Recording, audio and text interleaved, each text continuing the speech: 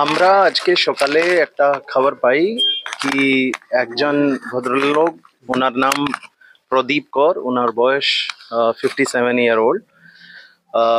উনি এখানে এই ফ্ল্যাটে থাকেন। আজকে উনি ওনার বডি যে আছে হ্যাঙ্গিং অবস্থায় পাওয়া গেছে। তারপরে আমাদের পুলিশ স্টেশন এখানে আসে এবং বডিটাকে উদ্ধার করে, এবং বডির পাশে একটা রেজিস্টারে একটা খাতায় ওনার সুসাইড নোট লেখা ছিল।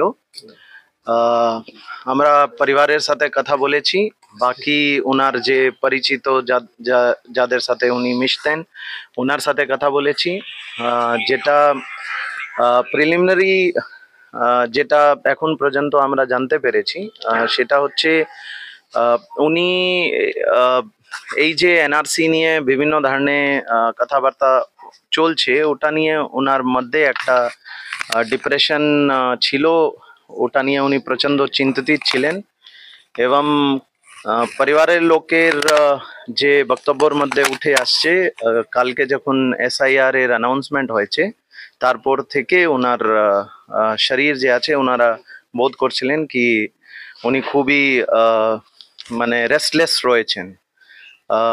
কিন্তু মানে ওনারা এতটা ভাবতে পারেননি কি ওনার মনের ভিতর কি চলছে, এবং ফ্যামিলি ফিল করেছে কি হয়তো ওনার কোনো শারীরিক অসুখ আছে, তার জন্য উনি এরকম করছেন।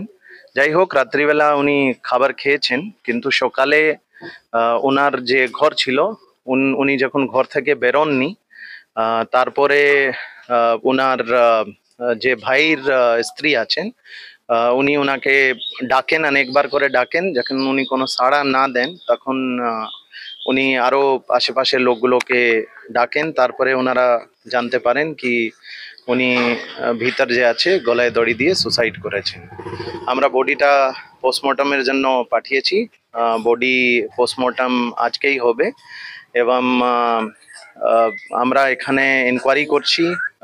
এই এই যে পুরো বিষয়টা আছে, এই পুরো বিষয়টাকে নিয়ে আমরা ইনভেস্টিগেট করছি, এবং আজকে আমি ফ্যামিলি মেম্বারদের সাথে কথা বলেছি, আর বাকি আমাদের যে ইনভেস্টিগেটিং টিম আছে সেটা কাজ করছে। কতদিন আগে বাংলাদেশ থেকে এসেছিলেন? আমরা প্রিলিমিনারি যেটা ফ্যামিলি মেম্বার থেকে জানতে পেরেছি, ওনার জন্ম as claimed by the family, ওনার জন্ম এখানেই হয়েছে, কিন্তু ওনার বাবা হয়তো বাংলাদেশ থেকে এসেছিলেন, এরকম ফ্যামিলির বক্তব্য আছে। এগুলো বাকি আমরা তদন্ত করব, তদন্ত করে